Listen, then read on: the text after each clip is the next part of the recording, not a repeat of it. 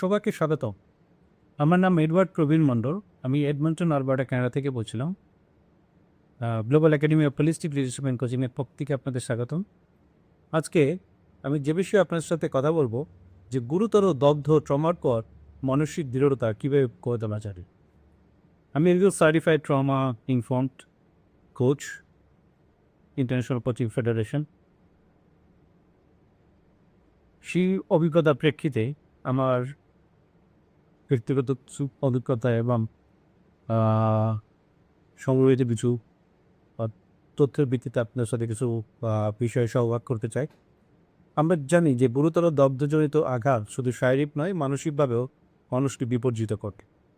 আমরা আজকে আলোচনা করব যে একজন দগ্ধ ব্যক্তি মানসিক দৃঢ়তা কীভাবে অর্জন করে নতুন জীবন শুরু করতে পারে। আমরা দেখব যে দগ্ধজনিত ট্রমার বিভিন্ন দিক রয়েছে। বাংলাদেশের পরিসংখ্যান, মানসিক চ্যালেঞ্জ মোকাবেলা, পুরুষ এবং সাফল্যের যে গল্প রয়েছে যা আপনার অনুপ্রাণিত করবে। গুরুতর দগ্ধ হওয়া শারীরিক এবং মানসিক অভিঘাত। দগ্ধজনিত ট্রমার যে সংজ্ঞা ধরন, গুরুতর দগ্ধ হলো এমন একটি আঘাত যা শারীরিক সব ক্ষতির পাশাপাশি মানসিকভাবে আঘাত দেয়। চিকিৎসাশাস্ত্রে দগ্ধ 3 ভাগে ভাগ করা যায়। প্রথম ডিগ্রি সামান্য লাভভাব, দ্বিতীয় ডিগ্রি ফোসকা পড়া এবং তৃতীয় ডিগ্রি গভীর ক্ষতি। বাংলাদেশে প্রতি বছর করে 20,000 মানুষ গুরুতরভাবে দগ্ধ হয়, যার মধ্যে 5,000 জন হাসপাতালে ভর্তি হন। দগ্ধ হওয়ার পর সাধারণ মানসিক প্রতিক্রিয়া। দগ্ধ হওয়ার পর বেশিরভাগ রোগী নিম্নলিখিত মানসিক প্রতিক্রিয়া অনুভব করে: শক এবং অস্বীকার, ক্রোধ ও হতাশা, দুঃস্বপ্ন ও ফ্ল্যাশব্যাক, ভয় এবং উদ্বেগ, বিষণ্ণতা ও মানসিক অবসাদ।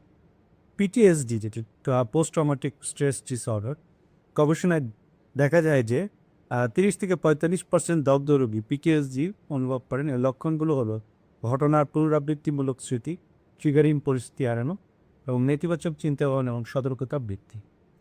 উদ্বেগ যে ব্যাধি রয়েছে তার মধ্যে 60% দগ্ধ রোগী উদ্বেগ ব্যাধিতে ভোগেন। এতে সামাজিক পরিস্থিতিতে অস্বস্তি, অতিরিক্ত ভয় এবং শারীরিক লক্ষণ যেমন হৃদস্পন্দন বৃদ্ধি, ঘাম বেড়ে যাওয়া ইত্যাদি দেখা যায়।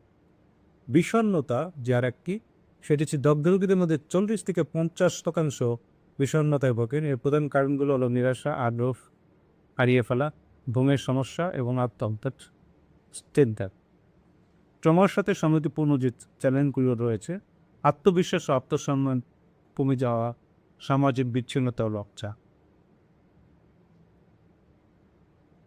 প্রথমে যে বিষয়টা হচ্ছে আত্মবিশ্বাস ও আত্মসম্মান কমে যাওয়া। দগ্ধ ব্যক্তিদের 80% বেশি শারীরিক পরিবর্তন কারণে আত্মবিশ্বাস হারান।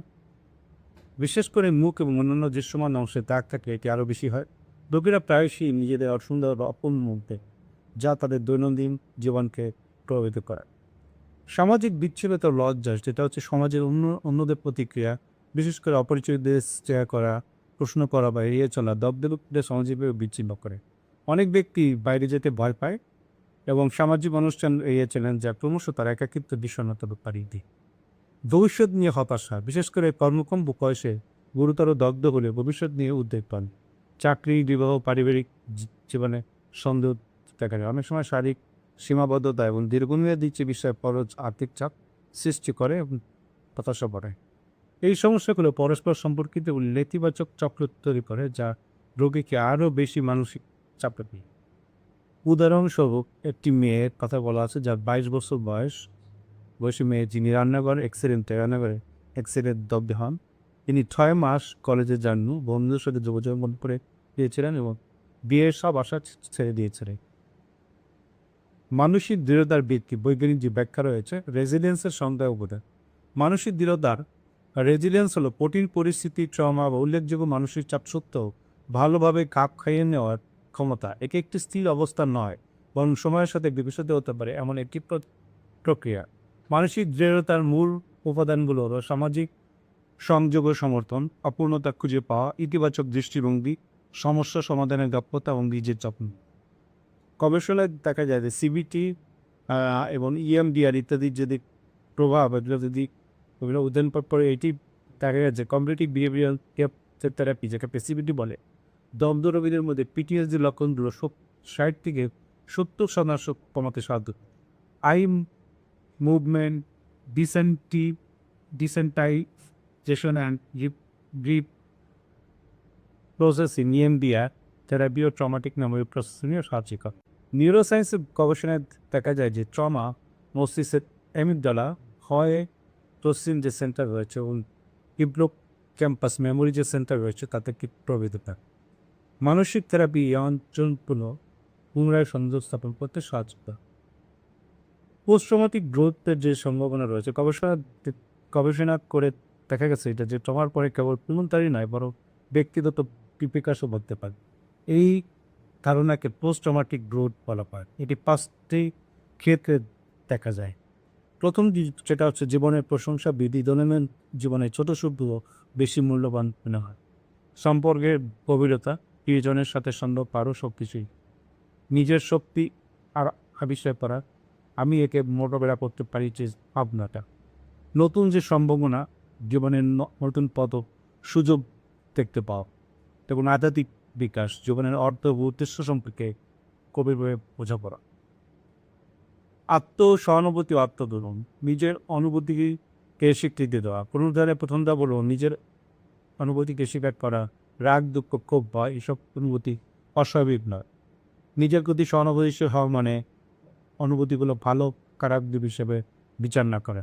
নিজের দুঃখকে গুরুত্ব দেওয়া, নিজেকে বলা এটা কঠিন সময় আমি যা অনুভব করেছি তা স্বাভাবিক। নিজেকে ক্ষমা করা যদি পুনরুদ্ধার দিন কথিত হয়। দগদগা করে শরীরের প্রতি নতুন সম্পর্ক গড়ে তোলা অনেক কঠিন হতে পারে। প্রতিদিন আয়নায় নিজের শরীরকে দেখা এবং ধীরে ধীরে নতুন চেহারা গ্রহণ করা অভ্যাস করার গুরুত্বপূর্ণ। আত্মসমালোচনা হ্রাস করার কৌশল, দগ্ধ ব্যক্তিরা প্রায়ই নিজেদের দোষারোপ করে। এই নেতিবাচক চিন্তা ভাবনা কমাতে প্রথমে যে বিষয়টি সেটা হচ্ছে নেতিবাচক চিন্তা চিহ্নিত করো। যেখানে আমরা বলি আমি কুৎসিত, আমি বোঝা, আমি অসহায়, এরকম চিন্তা আসলে তা লিখে রাখুন। দ্বিতীয় জায়গায় বিষয় হচ্ছে চিন্তার বৈধতা যাচাই করুন। এই চিন্তার পক্ষে কী প্রমাণ আছে, বিপক্ষে কী প্রমাণ আছে। 3 হচ্ছে বিকল্প চিন্তা তৈরি করুন। আমি একটি চ্যালেঞ্জের মুখোমুখি কিন্তু আমি শক্তিশালী। চতুর্থত হচ্ছে প্রিয়জনের চোখে নিজেকে দেখনা। আমি আমার বন্ধু পরিবার আমাকে কীভাবে দেখে। গাইডেড ইমেজারি যে মেডিটেশন রয়েছে, প্রতিদিন 10 থেকে 15 মিনিট মাইন্ডফুলনেস মেডিটেশন করুন। শ্বাস প্রশ্বাস মনোনিবেশ করুন। যখন মন অন্য কোনো চিন্তায় চলে যায়, ধীরে ধীরে মনকে শ্বাসের দিকে ফিরিয়ে আনুন। এটি মস্তিষ্কে অ্যামিগডালা শান্ত করে, যা ট্রমার পর সক্রিয় থাকে। এরপরে যে বিষয়টি সেটা হচ্ছে জার্নালিং।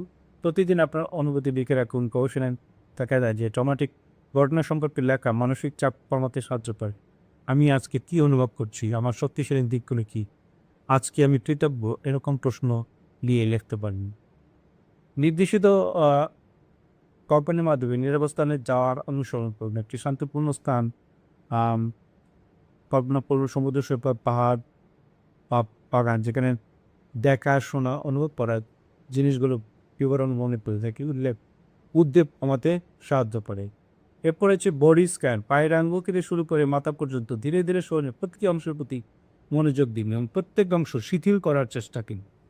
এটি শরীরের প্রতি সচেতনতা বাড়ায় এবং শরীরের প্রতি বিচ্ছিন্নতা কমায়, যা দগ্ধ রোগীদের মধ্যে সাধারণ।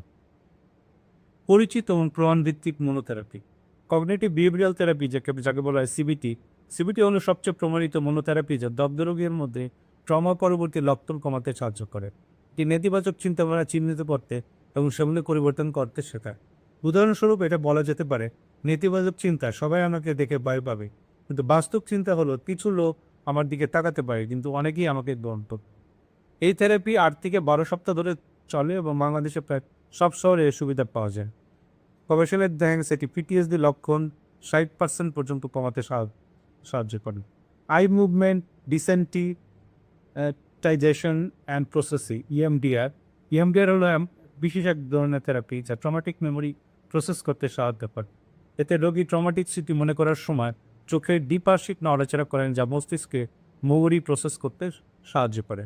EMDR বিশেষ করে ফ্ল্যাশব্যাক এবং দুঃস্বপ্ন কমাতে কার্যকরী। থেরাপির 6 থেকে 12টি সেশনের পর অনেক রোগী উল্লেখযোগ্য উন্নতি দেখেন। বাংলাদেশে ঢাকা, চট্টগ্রাম, সিলেটে সীমিত সংখ্যক প্রশিক্ষিত EMDR থেরাপিস্ট রয়েছেন। Acceptance and commitment therapy ACT শেখায় কীভাবে কঠিন চিন্তা ও অনুভূতি নিয়ে মেনে নিয়ে মূল্যবোধ অনুযায়ী জীবনযাপন করতে হয়। এটি বিশেষ করে দগ্ধ রোগীদের সাহায্য করে, যা শারীরিক পরিবর্তন নিয়ে সংগ্রাম। এসিটি হলো এসিটির মূল ধারণা হলো কগনিটিভ ডিফিউশন, যার মাধ্যমে ব্যক্তি তার নেতিবাচক চিন্তা থেকে নিজেকে আলাদা করতে পারে। উদাহরণস্বরূপ, আমার মনে হচ্ছে আমি কুৎসিত বলার পরিবর্তে আমার মন একটি চিন্তা উৎপন্ন করেছে যে আমি কুৎসিত করা। বাংলাদেশে মাইন্ড সেবা নামে একটি সংস্থা রয়েছে, যে সংস্থাটি অনলাইন মানসিক স্বাস্থ্যসেবা প্রদান করে, যেখানে দন্ত রোগীরা বিশেষজ্ঞ থেরাপিস্টের সাথে যোগাযোগ করতে পারে। তাদের ওয়েবসাইট হচ্ছে mindseva.com, আর এই ভিজিট করে বিস্তারিত জানতে পারেন। সেখানে ফোন, ভিডিও কল বা চ্যাটের মাধ্যমে থেরাপি সেশন নেওয়া হয়, যা বিশেষ করে গ্রামাঞ্চলে বসবাসকারী ও শারীরিক অসুবিধার কারণে হাসপাতালে যেতে অসুবিধা এমন রোগীদের জন্য সুবিধাজনক। ডিসক্রিপশন, এখানে যে সংবিধিবদ্ধ যে সতর্কীকরণ রয়েছে, যে আমি আমার প্রাপ্ত তথ্যের ভিত্তিতে এই বিষয়গুলো বললাম। আপনারা আপনাদের আপনাদের যে নিজেরা পরীক্ষা করে নেবেন এবং নিজেদের দায়িত্বে এই সংস্থা বা এই যে ওয়েবসাইট রয়েছে বা অন্যান্য যে সাহায্যকারী সংস্থা সে বিষয়ে দেখবে। তো প্রধান কোপিং স্কিল বাস্তব উদাহরণ রয়েছে, যেটা হচ্ছে যে ট্রিগার চিহ্নিতকরণ ও পরিচালনা। ট্রিগার হলো এমন কিছু যা আপনাকে ট্রমাটিক ঘটনার কথা মনে করিয়ে দেয়। সাধারণ ট্রিগারগুলো হতে পারে আগুন, লাইট ও ম্যাচের শব্দ, উচ্চ তাপমাত্রার উপকরণ, অনুভূতি, হাসপাতালের গন্ধ, অ্যাম্বুলেন্সের শব্দ, দুর্ঘটনার সংবাদ। ট্রিগার পরিচালনার জন্য স্টপ কৌশল যেটা রয়েছে, স্টপ মানে থামুন, যা করছেন থামিয়ে দিন। টেক আ ব্রেথ, শ্বাস নেই, ধীরে ধীরে শ্বাস নিই। অবজার্ভ, পর্যবেক্ষণ করুন আপনার চারপাশে কী আছে তা দেখুন। এবং হচ্ছে প্রসিড, এগিয়ে যান, বর্তমান মুহূর্তে ফিরে আসুন। রুটিন বা সযত্নের যে অঙ্গের ফোকাস করা। সযত্ন অভ্যাস মানসিক স্বাস্থ্য উন্নীত করতে সহায়তা করে। প্রথম হচ্ছে দৈনিক রুটিন স্থাপন করুন। নিয়মিত ঘুমাতে যাওয়া, খাওয়া ও ব্যায়াম ট্রমার পরে স্থিতিশীলতা আনতে সাহায্য করে। শারীরিক ব্যায়াম, 20 থেকে 30 মিনিট হাঁটা, সাঁতার ও যোগ ব্যায়াম মানসিক চাপ কমায় এবং মুড উন্নত করে। পুষ্টিকর খাবার, ফল, শাকসবজি, প্রোটিন সমৃদ্ধ খাবার মস্তিষ্কের কার্যক্ষমতা বাড়ায়। পর্যাপ্ত ঘুম, 7 থেকে 8 ঘন্টা ঘুম মানসিক স্বাস্থ্য রক্ষাত। আরামদায়ক কাজ করুন, হবি, বই করা, গান শোনা, এগুলো করা গুরুত্বপূর্ণ। পরিবার বা কমিউনিটির যে ভূমিকা রয়েছে, অবিচল সমর্থন।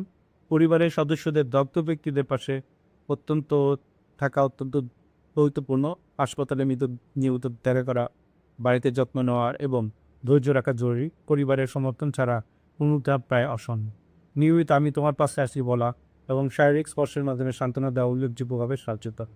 শিক্ষিত হওয়া, দগ্ধ ব্যক্তির চিকিৎসা, মানসিক স্বাস্থ্য পুনর্বাসন সম্পর্কে ডাক্তার ও থেরাপিস্টের সাথে কথা বলুন।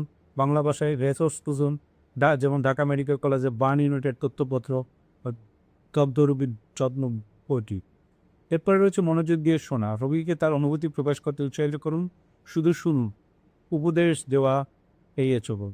তুমি ঠিক হয়ে যাবে বা এটি তোমার নিজের জন্য ভালো, এরকম বাক্য এড়িয়ে চলুন। তার পরিবর্তে আমি বুঝতে পারছি এটা তোমার জন্য কতটা কঠিন। বাস্তব সাহায্য, দৈনন্দিন কাজে সাহায্য করুন, যেমন রান্না, পরিষ্কার, বাজার করা, চিকিৎসা অ্যাপয়েন্টমেন্টের সাথে যাওয়া, ওষুধ কেনা মনে করিয়ে দেওয়া, ব্যায়ামে উৎসাহিত করা, আর্থিক সাহায্য করা যদি প্রয়োজন হয়, আবার স্বনির্ভরতা উৎসাহিত করা। বন্ধু ও প্রতিবেশীদের জন্য টিপস, নিয়মিত যোগাযোগ রাখুন, কল, টেক্সট, ভিজিট করুন। রোগীর চেহারা পরিবর্তন নিয়ে প্রশ্ন এড়িয়ে চলুন। সাধারণ আচরণ করুন, অতিরিক্ত সহানুভূতি দেখাবেন না। সামাজিক অনুষ্ঠানে আমন্ত্রণ করতে থাকুন, যদিও তিনি প্রথমে নাও আসতে পারেন। ছোট উপহার, খুর বা পণ্যের খাবার নিয়ে মনোযোগ দেখা। কর্মক্ষেত্রে যে সহায়তা, সেটা হচ্ছে কাজ করার জন্য নমনীয় সময়সূচি দিন, প্রয়োজনে খণ্ডকালীন কাজের ব্যবস্থা করুন। কর্মক্ষেত্রে গোপনীয়তা ও সম্মান নিশ্চিত করুন। অপ্রয়োজনীয় কৌতূহল নিরুৎসাহিত করুন। কাজে করতে অভিযোজিত করুন, যেমন এসি ইসলাম। বাংলাদেশে সাহায্য পাওয়ার পর সরকারি হাসপাতাল যেটা রয়েছে, বাংলাদেশের দগ্ধ রোগীদের জন্য প্রধান সরকারি যে হাসপাতালগুলো রয়েছে, Dhaka medical college, burn unit, phone নম্বর এখানে দেওয়া আছে। শহীদ আবিদুল হল, চট্টগ্রাম মেডিকেল কলেজে কেবি হদুল কাদের রোড, এখানে শেরেবাংলা মেডিকেল কলেজ বরিশাল রয়েছে। এই হাসপাতালগুলো দগ্ধ রোগীদের জন্য বিশ্বায়িত চিকিৎসা প্লাস্টিক সার্জারি ও ফিজিক্যাল থেরাপি অনেক ক্ষেত্রে বিনামূল্যে বা সর্বখরচে চিকিৎসা করা যায়। মাইন্ড সেবা বা অন্যান্য মানসিক স্বাস্থ্য যে প্রতিষ্ঠান রয়েছে সেই প্রতিষ্ঠানে আপনি যোগাযোগ করতে পারেন। আপনার দায়িত্বে আপনার খোঁজ নিয়ে এই সমস্ত যে সংগঠন রয়েছে তাদের আপনারা যোগাযোগ করে আপনাদের যে তথ্য আছে সেই তথ্য আপনার সংগ্রহ করব।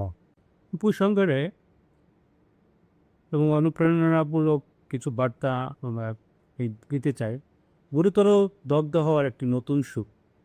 গুরুতর দগ্ধ হওয়া নিঃসন্দেহে জীবনের সবচেয়ে বড় কঠিন চ্যালেঞ্জগুলোর মধ্যে একটি। এটি শুধু শারীরিক যন্ত্রণাই নয়, বরং এটি গভীর মানসিক যাত্রা। কিন্তু আমরা দেখেছি পুনরুদ্ধার শুধু সম্ভবই নয়, বরং এটির মাধ্যমে আরও একটি অর্থপূর্ণ ও সমৃদ্ধ জীবনও সম্ভব। মনে রাখবেন, আপনি একা নন। বাংলাদেশ এবং সারা বিশ্বে লাখ লাখ মানুষ গুরুতর দগ্ধ হয়ে বেঁচে আছেন। তারা সাফল্যের সাথে তাদের জীবন পুনর্গঠন করেছে। আপনার যাত্রাও তাদের মতো হতে পারে। আমার দগ্ধ তোমাকে শেখারো যে বাইরের চেহারা আমি যে কে তা নির্ধারণ পারল, আমার ভিতরের শক্তি আমাকে সংজ্ঞায়িত করে। ফারজানা বেগম, যে দগ্ধ মনে রাখার বিষয়, মানসিক দৃঢ়তা গড়ে তোলা একটি প্রক্রিয়া, রাতারাতি হয়নি। প্রতিটি ছোট উন্নতি উদযাপন করি, সাহায্য চাইতে কখনো ভয় পাবেন না। এটি শক্তির পরিচয়। আপনার গল্প অন্যদেরকে অনুপ্রাণিত করতে পারেন। পরবর্তী যে পদক্ষেপ রয়েছে, আপনারা যদি একজন দগ্ধ রোগী হয় বা তাদের পরিবারের কেউ হন, প্রিয়জন হন, তাহলে কিছু পদক্ষেপ নিন। একটি মানসিক স্বাস্থ্য বিশেষজ্ঞের সাথে অ্যাপয়েন্টমেন্ট নিন। অন্যান্য যেমন উদাহরণ হিসেবে মাইন্ড সেবা, অন্যান্য যে সংস্থাগুলো রয়েছে, একটি সাপোর্ট গ্রুপ যোগ দিব। একটি দৈনিক সযত্নের রুটিন তৈরি করুন, শ্বাস প্রশ্বাস ব্যায়াম, জার্নালিং বা হাঁটাহাঁটি। একটি ছোট লক্ষ্য নির্ধারণ করুন, সেদিকে কাজ করা শুরু করুন। আপনার পুনরুদ্ধার যাত্রায় অন্যকে যুক্ত করুন, একজন বন্ধু বা পরিবারের সদস্য। আপনার জীবন আপনার দগ্ধ ক্ষতর চেয়ে অনেক বেশি। আপনার গীতারের শক্তি আপনাকে নতুন উচ্চতায় নিয়ে যেতে পারে। আজ থেকেই আপনার মানসিক দৃঢ়তা করে তুলুন এবং আপনার জীবনে নতুন অধ্যায় শুরু করুন। সুন্দর ভবিষ্যৎ গড়ে তুলুন, এগিয়ে চলুন। মহল সৃষ্টিকর্তা আমাদের সকলকে তার আশীর্বাদ, তার করুণা অনুভব এই প্রার্থনায়। আমিন।